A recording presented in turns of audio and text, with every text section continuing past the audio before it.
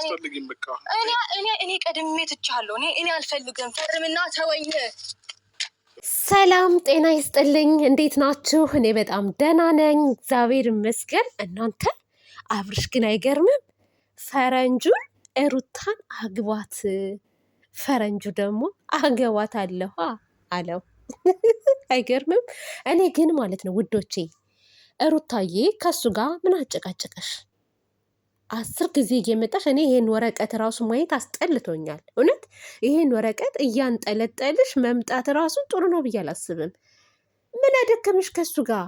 አብርሽ እኮ አሁን ላይ ድንጋይ ላይ ውሃ ቢያፈሱት እንዴት ነው? አይረጋም አይደለ? ዝም ብሎ ነው የሚወርደው። እንደዛ ነው።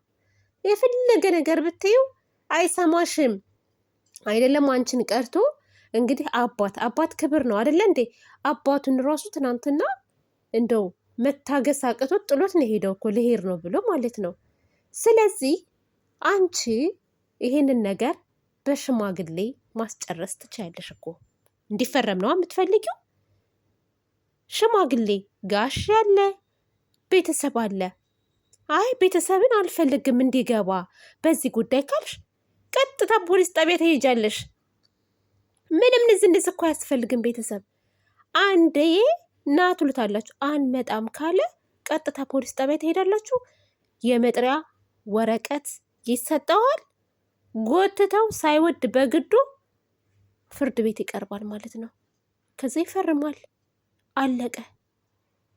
አንቺ በየቀኑ ከሱ ጋር ምን አጨቃጨቀሽ? እኔ ጥያቄ ነው። ምን አጨቃጨቀሽ? ለምን አትይው?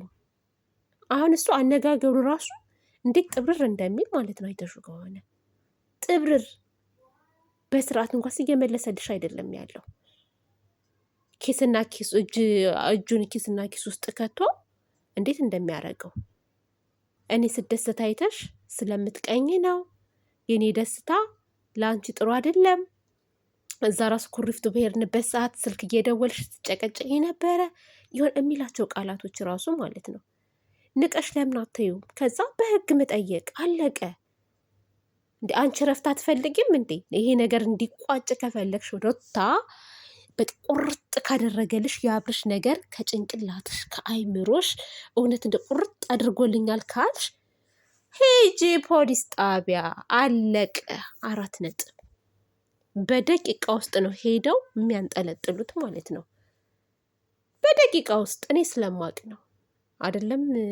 በዚህ ደረጃ እኔ አበሻ ቀሚስ አዝዤ ልጁ የአበሻ ቀሚስ ያዘዝኩበት ልጅ አጭበርብሮኝ ነው። በነገራችን ላይ ሄደን ከሰነው አልመጣ ሲል መጥሪያ ወረቀት ይዘውለት ሄዱ ፖሊሶች። ቀጥ ብሎ ነው ሄደው። እና እንደዛ ማድረግ ትችያለሽ እንዴ? አንቺ ከሱ ጋር ምን አጨቃጨቀሽ? የእውነት በጣም ነው የሚደብረው እኮ ኝኝኝኝ ማለት ራሱ። እና አንቺ ተከብረሽ ቤተሰቦችሽን ማስከብረሽ መኖር ትችያለሽ። በዛ ላይ ደግሞ ስለ ንብረት ምናምን ሂጂና ውሰጂ እያለሽ ነበረ።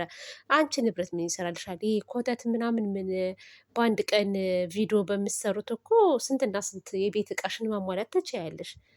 ይህ እኮ ሶፋ ቲቪ ምናምን እንዴ በአንድ ቪዲዮ እኮ የሚሰራ ነገር። አንድ ቪዲዮ ዛሬ በሰራችው ቪዲዮ በምታገኘው ብር ማለት የቤቷን እቃ ትሞላለች። ከአልጋ እስከ ቁም ሳጥን እስከ ቲቪ እስከ ሶፋ ማለት ነው።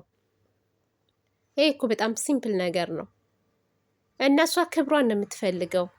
ስለዚህ የሰው ልጅ በክብሯ አይደራደርም። የማትፈልጋት ከሆነ ተዋት። አሁን እኮ አንተ እፈልግሻለሁም የለም አልፈልግሽም የለም። በቃ በእርግጥ ሶፋውን ሂጂና ውሰጂ ማለት አልፈልግሽም ማለት እኮ ነው። እውነት ሩታ ግን ቁፍጥን በይ። በቃ እሱ ጋር ትሄጂ። ከእሱ ጋር ምን አገናኘሽ? የእውነት ጭራሽ እኔ ከእንደዚህ አይነት ሰው ጋር መገናኘት አልፈልግም። በነገራችን ላይ አይኑንን ማየት አልፈልግም። ይህ ውርደት ነው። በጣም ነው የሚያስጠላው። እኔ አብርሽ ልቦናህን ይመልስልህ ነው የምለው። አንተ እኮ ድሮ አዛኝ፣ ለብዙ ልጆች የምታዝን ብዙ ነገር አድርጋል። የማይካር ነገር ማለት ነው። እኔ አሁን ላይ ምን እንደነካህ አላቅም። ምን እንዳደረጉ አላቅም። እንደዚህ የሆነ ድንዝዝ ያልክበት ነገር ማለት ነው። ግራ የሚያጋባ ነገር። ትዳርን ያክል በዚህ ደረጃ ማለት ነው። ቁም እኔ አንዳንድ ጊዜ እናገረውና ማለት ነው ዝም ብዬ ቆሜ ደግሞ ሳዳምጠው ልጅ እኮ ግን ጤነኛ አይደለም እላለሁ ማለት ነው። በጤናው አይደለም። እንደ አብርሽ ድሮ እኮ በጣም ምርጥ ልጅ ነበረ። እግዚአብሔርን ምርጥ ልጅ። ሩታ ካረገዘች በኋላ ነው እናንተ የተቀየረው። ካረገዘች በኋላ ብዙ ነገር እነዛ እነማን ናቸው? ነፂ ፍቅረኛው ነኝ ብላ መጣቻች፣ የልጅ እናት ነኝ ብላ መጣች። ከዛ የእሷ አልበቃ ብሎ ደግሞ ሄርሜ ከመጣች ጀምሮ እንግዲህ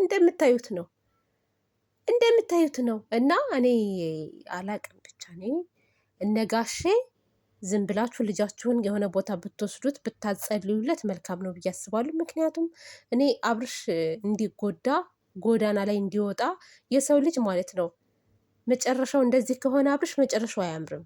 አሁን እንደዚህ ባለበት ሁኔታ ከሆነ መጨረሻው አያምርም እና የሆነ ነገር ሆኖ ወይኔ አብርሽ ምስኪን ከምንል የሆነ ነገር ቢፈጥሩለት ጥሩ ነው ብዬ ነው የማስበው።